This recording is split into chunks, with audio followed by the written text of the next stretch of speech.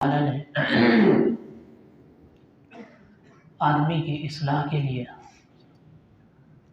جو سب سے آدمی کی اصلاح کو نقصان پہنچاتی ہے وہ سب سے اہم چیز بندے کا اپنا ہی نفس ہے، جو بندے کی اصلاح میں رکاوٹ ہے۔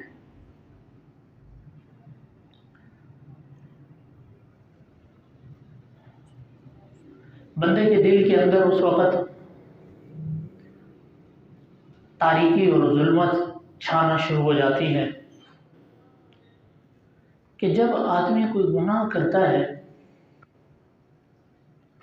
اللہ تعالیٰ کو ناراض کرتا ہے، تو دل کے اندر ایک ظلمت اور سیاہی چھانا شروع ہو جاتی ہے، اور آہستہ آہستہ بندے کو، انسان کو یہ ظلمت لپٹ میں لے لیتی ہے، یہاں تک کہ بندے کے دل کے اوپر زنگ لگ جاتا ہے۔ بس ذہن میں صرف ہر وقت ہر آن جو بندے کے جذبات ہیں، خیالات ہیں، بندے کے مطالبات اور تقاضے، یہ مستقل طور پر بندے کو گناہوں پر ابھارتے رہتے ہیں، یہاں تک کہ بندے کے دل کے اوپر زنگ لگ جاتا ہے۔ اور جب زنگ لگ جاتا ہے تو اللہ بچائے، اللہ معاف کرے کہ بعض اوقات انسان کا وہاں سے واپس پلٹنا، واپس آنا مشکل ہو جاتا ہے۔ ختم اللہ علی قلوبہم کلا بل ران علی قلوبہم ما کانوا یکسبون، زنگ چڑھ چکا ہوگا ان کے دلوں پر ان گناہوں کا جو وہ کرتے تھے۔ کلا انہم عن ربہم یومئذ لمحجوبون، ہرگز نہیں بلکہ وہ اس روز اپنے رب کے دیدار سے بھی محروم ہو جائیں گے، چونکہ دلوں کے اوپر زنگ چڑھ چکا ہوگا۔ اور اس کے مقابلے میں وہ دل جس کے اندر نور ہوتا ہے اور جس کے اندر روشنی ہوتی ہے، جب آدمی کوئی نیکی کرتا ہے تو اس سے ایک بندے کے دل میں نور پیدا ہوتا ہے، اور پھر ایک نیکی سے دوسری نیکی کی توفیق مل جاتی ہے، دوسری سے تیسری کی توفیق مل جاتی ہے، تیسری سے پھر چوتھی نیکی کی توفیق مل جاتی ہے۔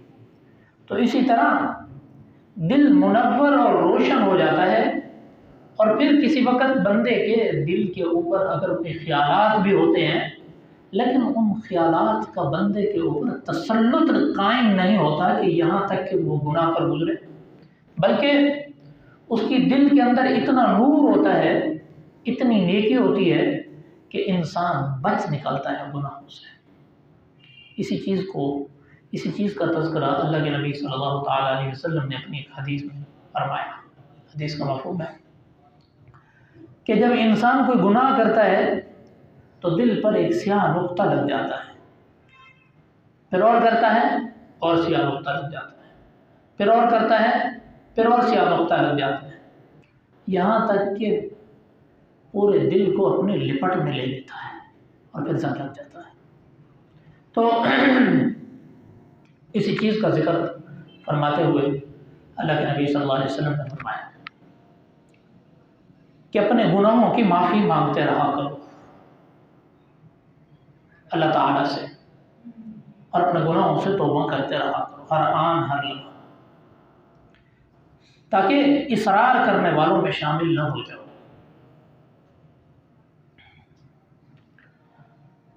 مولانا یعقوب صاحب رحمۃ اللہ علیہ، دعوت دی ان کو کسی نے، دارالعلوم کے ساتھ کوئی گھر تھا، کافی آتے منت سماجت کرتے کہ آ جائیں ہماری دعوت قبول کر لیں۔ حضرت گئے، کھانا کھایا، واپس آ گئے، 2-3 دن کے بعد فرمانے لگے کہ ارے وہ جو دعوت کھائی تھی اس بندے کی آمدنی ہی کیا تھی؟ تو شاگردوں نے کہا تو کوئی نیک بندہ تھا، اس نے آپ کو دعوت کی، پھر اللہ کا بس پھر بتاؤ تو صحیح کیا آمدنی تھی، اس پہ تحقیق تو کرو۔ ارے میرا تو دل ہی نیکی کی طرف نہیں لگ رہا۔ تو یہ اس وقت ہوتا ہے کہ جب کوئی آمدنی کا ذریعہ حرام کا ہو، ذرائع آمدنی حلال نہ ہو، اور یا کوئی انسان نیکی کا کام بھی کر رہا ہے اور ساتھ میں ایسے کسی عظیم گناہ میں مبتلا ہے، کبیرہ گناہ میں، اور اس کے اثرات آگے تک مرتب ہو رہے ہوں، یہ کیفیات اس وقت بنتی ہیں۔ اللہ بچائے، ہماری تو یہ حالت ہے۔ لیکن اولیاء کرام، اولیاء اللہ، کیا بات ہے، ہمیں تو پتہ ہی نہیں چلتا اچھائی اور برائی کا۔ نیکی ہو رہی ہو تو اس کا نور محسوس نہیں ہوتا، کوئی برائی دل سے نکل رہی ہو اور کوئی برا کام ہو رہا ہو ہم سے تو اس کی ظلمت ہی محسوس نہیں ہوتی، کوئی فکر ہی نہیں ہوتی۔ حضرت لاہوری رحمۃ اللہ علیہ کا ایک رسالہ نکلتا تھا، نام تھا اس کا خدام الاسلام، غالباً اس کے رسالے کا نام تھا۔ تو ایک ٹیچر تھا غیر مقلد، میں کسی بڑے اللہ والے کو ماننا ہی نہیں ہے، بس میں نے جو خود سمجھ میں آیا دین اس پہ عمل کرنا۔ تو ایسے لوگ اللہ والوں کو نہیں مانتے زیادہ۔ بات لمبی ہو جائے گی، آگے وقت بھی تھوڑا ہوگا، پھر چلو تھوڑا سا بتا دیتا ہوں کہ اللہ والوں کے بغیر اللہ تک پہنچنا ممکن ہی نہیں ہے۔ قرآن مجید میں جہاں اللہ تعالیٰ نے فرمایا الحمدللہ رب العالمین الرحمن الرحیم مالک یوم الدین ایاک نعبد و ایاک نستعین اہدنا الصراط المستقیم، یا اللہ تو دکھانا ہمیں سیدھا راستہ۔ تو آگے جو اگلی بات فرمائی اللہ تعالیٰ نے، صراط الذین انعمت علیہم، راستہ ان لوگوں کا جن پر تو نے انعام کیا۔ یہ لوگ کہتے ہیں نا کتابنا، بس ہم خود ہی پڑھو اور خود ہی عمل کرو، خود ہی سمجھدار بنو، اور ہمیں تو ضرورت ہی نہیں ہے، بس کیا ان مولویوں کے چکر میں پڑھنا، کسی مولوی سے کیا پوچھنا ہم نے، علماء کو چھوڑو، گوگل ہے، گوگل پہ سرچ کرو اور عمل کرو، ساری تحقیق آ گئی ہے۔ صحبت صالحہ صالح کنت سب کی نفی ہو گئی اس میں، ان باتوں میں۔ خود ہی گھڑو اور خود ہی عمل کرو۔ صراط الذین انعمت علیہم کی بھی نفی ہو گئی کہ راستہ ان لوگوں کا جن پر تو نے انعام کیا۔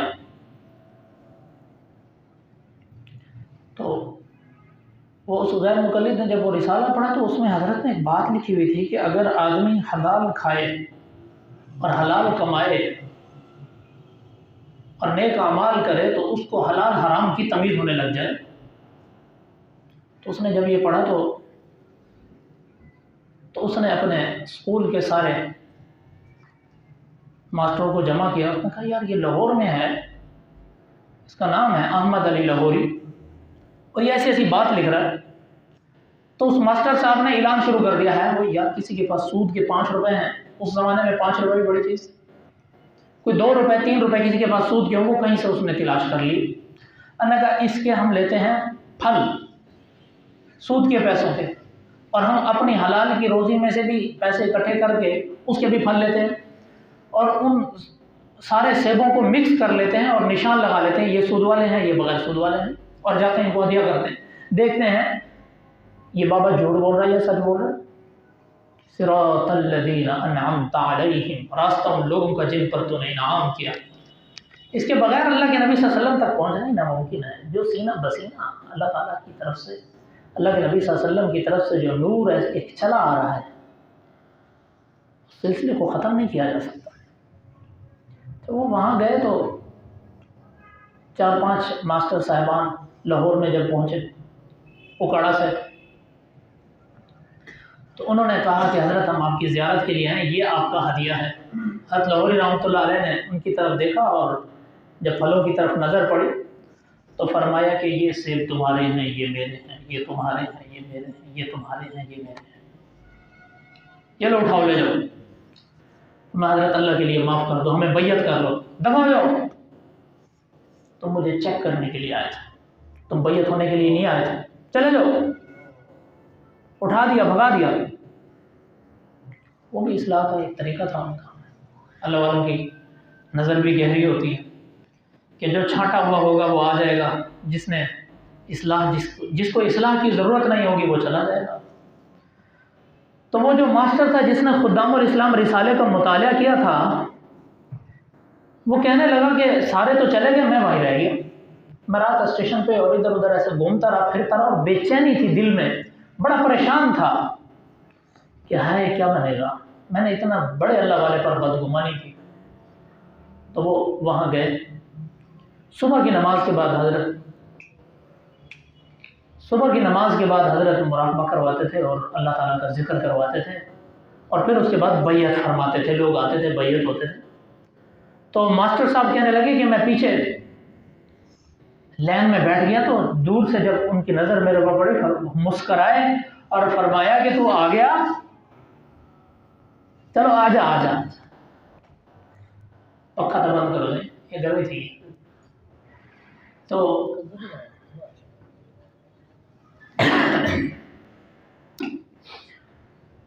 ان کو بیعت فرمایا۔ حضرت کی ایسی کوئی ان پر توجہ اور نظر پڑی تو وہ وقت کا مفکر اسلام اور محدث وقت، وہی ماسٹر حضرت مولانا محمد امین اکاڑوی رحمۃ اللہ علیہ جانا، وقت کا محدث تھا، وقت کا مفسر تھا، وقت کا فقیہ تھا۔ ایسی نظر پڑی اللہ، نگاہ ولی میں وہ تاثیر دیکھی، بدلتی ہزاروں کی تقدیر دیکھی۔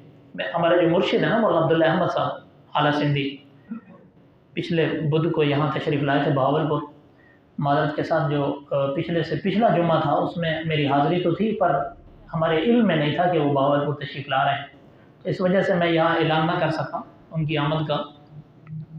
تو خیرپور میں کہیں ختم بخاری تھی، ان کا آخری درس تھا حضرت جی کا، مولانا عبداللہ احمد اعلیٰ سندھی صاحب۔ تو میرے بھائی ہیں چھوٹے مولانا صاحب، وہ بھی ساتھ تھے، تو فرمانے لگے کہ حضرت پیچھے 48 گھنٹوں سے بھوکے، کچھ کھایا پیا نہیں، میدے کا بھی مسئلہ ہے، بھوک کم لگتی ہے، جب کھاتے ہیں تو بس تھوڑا سا کھاتے ہیں بس۔ تو وہاں ایک ساتھی نے بڑی اپروچ لڑائی ہوئی، میں ان کا نا مرید ہوں، ان سے بیعت ہوں، تو وہ اس مدرسہ خیر العلوم میں معاون بھی تھا، تو ان کو استاد نے کہا کہ ان کی دعوت میرے پاس ہونی چاہیے، تو میں ان کی دعوت کروں۔ انہوں نے کہا ہم نے تو کھانا کیا ہوا مدرسے میں، نہیں آپ نے ہمارے پاس، ان کا کھانا ہمارے پاس ہے۔ تو انہوں نے کہا چلو ٹھیک ہے، ہم حضرت سے درخواست کریں گے کہ وہ آپ سے بہت محبت کرتے ہیں، آپ ادھر تشریف لیں۔ تو وہ پوری کابینہ حضرت کے ساتھ وہ ادھر ان کے گھر چلے گئے، تو سارے جتنے ساتھ والے تھے سارے کھانا کھانا شروع ہو گئے، تو حضرت نے ایک لقمہ منہ میں لیا اور چبا کے باہر رکھ دیا۔ تو بس وہ تو عام معمول کے مطابق جو ساتھ والے تھے انہوں نے یہی سمجھا کہ حضرت کے معدے کا مسئلہ ہے تو بھوک لگتی نہیں ہے، تو اس وجہ سے کوئی باہر سے پھر ہم جب ادھر جائیں گے دوسری طرف وہاں پہ کوئی چیز پسند آ جائے گی تو وہاں پہ تناول فرما لیں گے۔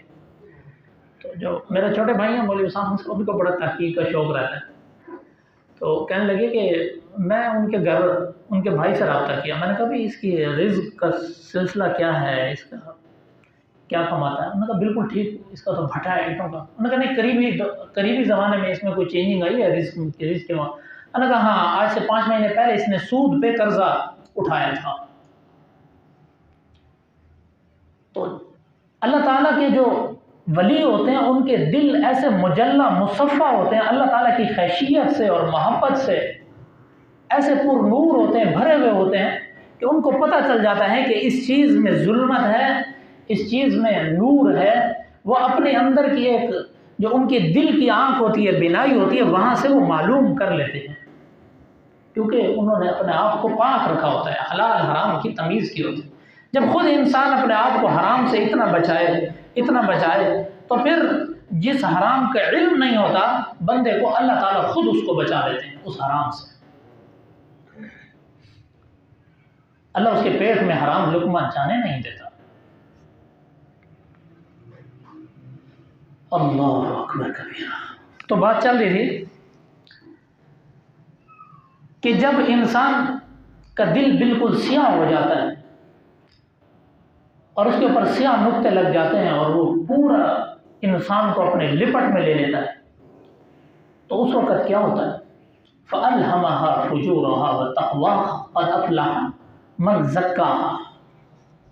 اللہ تعالیٰ نے تو احسان کیا انسان پر کہ اس میں الہام کر دی اس کی بدی بھی اور نیکی بھی، فجورہا و تقواہا، اور تقوی بھی۔ قد افلح من زکاہا، تحقیق کامیاب ہوا وہ شخص جس نے پاکیزگی حاصل کی، تقوی اختیار کیا۔ یہاں پہ جو افلاح کا معنی ہے نا، یہ عربی لغت کا لفظ ہے اور اس کا ترجمہ اردو میں نہیں ہوتا۔ افلاح، حی علی الفلاح، ہم اس کا معنی اکثر اوقات یہ کرتے ہیں کہ کامیابی، آؤ کامیابی کی طرف۔ اس کا معنی یہ کافی نہیں ہے، اس کا معنی اصل میں یہ ہے قد افلح من زکاہا، تحقیق کامیاب ہو گیا دنیا میں بھی اور آخرت میں بھی۔ قد افلح من زکاہا، وہ شخص جس نے تقوی اختیار کیا۔ تقوی آتا کیسے؟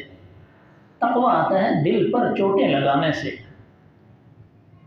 اپنے ہی نفسانی خواہشات کو، ناجائز مطالبات کو اور ناجائز تقاضوں کو کچلنے کے ساتھ تقوی آتا ہے انسان کے اندر۔ اگر انسان اپنے دل کو چوٹیں نہ مارے اور دل کو تکلیف نہ دے اور دل پر ضربے نہ لگائے اور کوئی نہ کوئی بہانہ تلاش کر لے اور پھر گناہ میں مبتلا ہو جائے تو پھر تقوی نہیں آتا، کامل کامیابی نہیں آتی۔ اس کے لیے ضروری ہے کہ دل پر چوٹیں مارے۔ اللہ تعالیٰ ایک چیز سے اللہ تعالیٰ منع کر رہے ہیں تو اس سے رک جائے کہ اللہ نے منع کیا ہے، تو اس سے دل پر ضرب لگتی ہے، دل پر چوٹ لگتی ہے۔ جو انسان اللہ تعالیٰ کے حکم کی خاطر اپنے دل کے ٹکڑے ٹکڑے کر دیتا ہے تو اس کا دل، اس کے دل میں اللہ تعالیٰ کی محبت آ جاتی ہے، اس کا دل اللہ تعالیٰ کی تجلی گاہ بن جاتا ہے، اس کا دل صاف ہو جاتا ہے اور وہ قبر تک بھی پر نور رہے گا، قبر کی زندگی بھی آسان اور میدان حشر میں بھی اس کا دل پر نور ہوگا۔ اور جس نے محنت ہی نہیں کی، اپنے دل کو ٹکڑے ٹکڑے ہی نہیں کیا اللہ تعالیٰ کی محبت کی خاطر، تو اس کے لیے بہت مشکل کن حالات، دنیا میں بھی ناکامی ہے اور آخرت میں بھی ناکامی ہے۔ فرمایا جس نے اپنی نفسانی خواہشات پر مکمل عمل کیا اور اپنی ہر ناجائز خواہش کو پورا کرنے کا عادی بن گیا اور اس پر زنگ لگ گیا، تو ایسے نفس کو نفس امارہ کہتے ہیں، جو ہر وقت برائی کا حکم کرتا رہے، ہر وقت برائی کا حکم کرتا رہے۔ ایسے نفس پر اکثر اوقات زنگ لگ جاتا ہے، توبہ کی توفیق بھی نہیں ملتی۔ اور جب انسان کو توبہ کی توفیق مل جائے اور پھر انسان کو ایک اتنا احساس ہو جائے کہ میں یہ غلط کر رہا ہوں اور اللہ تعالیٰ کی طرف رجوع کرے اور ندامت کے آنسو بہانا شروع ہو جائے، احساس ہو جائے کہ اللہ بڑے ہیں، میں نے ایک دن مرنا ہے اور پھر یہ جو میں کر رہا ہوں، یا اللہ مجھے معاف کر دے اور مجھے اس سے نجات دے دے، تو اس احساس، جب بندے کے اندر احساس پیدا ہو جائے اور گناہوں سے شرمندگی شروع ہو جائے، تو اس نفس کو لوامہ کہتے ہیں، جس کا ذکر اللہ تعالیٰ نے بھی فرمایا والذین اذا فعلوا فاحشة او ظلموا انفسهم ذکروا اللہ فاستغفروا لذنوبهم ومن یغفر الذنوب الا اللہ ولم یصروا علی ما فعلوا وهم یعلمون، کہ وہ لوگ جو بے حیائی کا کام کر بیٹھتے ہیں، والذین اذا فعلوا فاحشة او ظلموا، یا وہ ظلم کر بیٹھتے ہیں، بے حیائی بھی ظلم ہے، کوئی اور ناجائز راستہ رزق حلال کا، جھوٹ بولا، غیبت کی، کسی کو تنگ کیا، کسی کا منہ نوچ دیا، کسی کا نقصان کر دیا، کسی کی بدخواہی کر دی، یہ بھی ظلم ہے۔ او ظلموا انفسهم ذکروا اللہ، پھر اس کے بعد اللہ تعالیٰ کو یاد کیا، اللہ تعالیٰ ان کی تعریف کر رہے ہیں کہ وہ اللہ تعالیٰ کو بھلائے نہیں، پھر اس کے بعد اللہ تعالیٰ کو یاد کر رہا ہے ایسا بندہ، تو ذکر اللہ فاستغفروا لذنوبهم، اپنے گناہوں کی معافی مانگ رہا ہے۔ ومن یغفر الذنوب الا اللہ، کون ہے جو معاف کرتا ہے؟ اللہ کے علاوہ۔ وَلَمْ يُصِرُّوا عَلَى مَا فَعَلُوا وَهُمْ يَعْلَمُونَ، اور وہ اصرار نہیں کرتے گناہ پر، پھر اللہ تعالیٰ کی طرف لوٹ جاتے ہیں، اس حال میں کہ وہ اللہ تعالیٰ جانتا ہے۔ ایسے لوگوں کے لیے بھی اللہ تعالیٰ تعریف کر رہے ہیں کہ اللہ تعالیٰ کی طرف لوٹتے ہیں، یہ نفس لوامہ والے ہیں، نفس لوامہ والے ہیں۔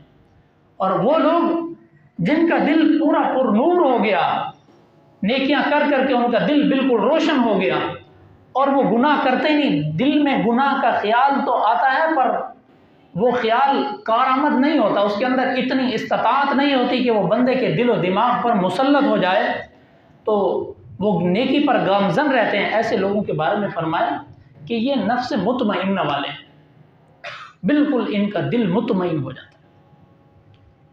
تو اس کی ایک الگ بڑی ساری تفسیر ہے۔ حضرت مفسر عبداللہ بن عباس رضی اللہ عنہ نے جب آپ علیہ السلام کے سامنے تلاوت فرمائی تو آپ علیہ السلام نے فرمایا کہ جب انسان فوت ہوتا ہے تو اس وقت بھی یہی تلاوت اس کے سامنے کی، جب نیک آدمی کی روح قبض ہوتی ہے، یا ایتھا النفس المطمئنہ ارجعی الی ربک راضیۃ مرضیہ فادخلی فی عبادی وادخلی جنتی۔ اپنی بات کو ختم کرتا ہوں۔ وہ ایک حضرت محمود غزنوی رحمۃ اللہ علیہ، ان کے پاس آتا تھا، وہ ان کا غلام تھا ایاز، تو وہ اس کو بڑا پروٹوکول دیتے تھے، جو بڑے بڑے وزیر تھے ان کو بھی وہ پروٹوکول نہیں ملتا تھا، وہ آپس میں بیٹھ کے باتیں کرتے کہ اس کو اتنا پروٹوکول ملتا ہے اور ہمیں نہیں ملتا۔ تو ایک دفعہ حضرت محمود غزنوی رحمۃ اللہ علیہ نے، ان کا ایک بڑا پیالہ تھا جو ہیرے اور سونے اور چاندی کے ساتھ ایسے ان سے جڑی ہوئی چیزوں کے ساتھ بنا ہوا تھا، بڑا خوبصورت اور مزین۔ تو انہوں نے سب کو بلایا، ایک بڑے وزیر کو کہا تو اس کو توڑ دے۔ انہوں نے کہا حضرت دور دور سے لوگ دیکھنے جب آتے ہیں تو وہ اس کو دیکھ کر خوش ہوتے ہیں، مسرور ہوتے ہیں، اس سے آپ کی عظمت اور عزت واضح ہوتی ہے کہ اتنا عمدہ اور اتنا قیمتی پیالہ آپ کے ساتھ پڑا ہوا ہے تو آپ اس کو نہ توڑیں۔ فرمایا ٹھیک ہے۔ دوسرے وزیر کو کہا، تیسرے کو کہا، سب نے یہی مشورہ دیا۔ تو آخر میں ایاز کو بلایا کہ تو اس کو توڑ دے، تو اس نے فوراً اٹھا کے پٹخا نیچے ٹکڑے ٹکڑے کر دیے۔ تو محمود غزنوی فرمانے لگے کہ تم نے کیا حرکت کی ہے؟ یہ سارے بیوقوف تھے جنہوں نے منع کر دیا، سب نے مجھے مشورہ اچھا دیا کہ حضرت اس کو نہ توڑیں، یہ آپ کے کام آئے گا، یہ اتنا اچھی چیز ہے اور عمدہ چیز ہے اور یہ سونے کا ہے اور اس میں ہیرے جڑے ہوئے ہیں، یہ تو نے کیا حرکت کیا؟ تو ایاز کہنے لگا حضرت غلطی ہوئی ہے۔ پھر بھی توڑا کیوں؟ ہاں توڑا یہ کہ میرے دل میں یہ خیال آیا کہ اب پیالے تو اور بھی بہت مل جائیں گے دنیا میں، اس وقت اپنے آقا کا حکم ماننا ضروری ہے، میرے لیے سب سے بڑھ کر آپ کا حکم ہے، یہ پیالہ نہیں ہے۔ تو اللہ تعالیٰ کی محبت اس وقت تک نہیں آ سکتی کہ یہ جو دنیا کی رنگینیاں ہیں اور یہ ہر وقت ہر جگہ ہر طرف گناہوں کے آوازیں ہیں اور گناہ کے خیالات ہیں، مطالبات ہیں، خواہشات ہیں، انہوں نے دل کو عجیب سا مزین کر کے رکھا ہوا ہے۔ جب تک حرام نہ کھائیں اس وقت تک سکون نہیں ہے، جب تک اپنی آنکھ کو ناپاک نہ کریں اس وقت تک سکون نہیں ہے۔ یہ ایک مزین دل کے اندر ایک پیالہ سا بن چکا ہے، جب تک اللہ کی خاطر اس پیالے کے ٹکڑے ٹکڑے نہیں کریں گے، اللہ تعالیٰ کا حکم کو پورا نہیں کریں گے، تو ہمارا دل اللہ تعالیٰ کی تجلی گاہ نہیں بنے گا، اللہ تعالیٰ کی محبت کی جگہ نہیں بنے گا۔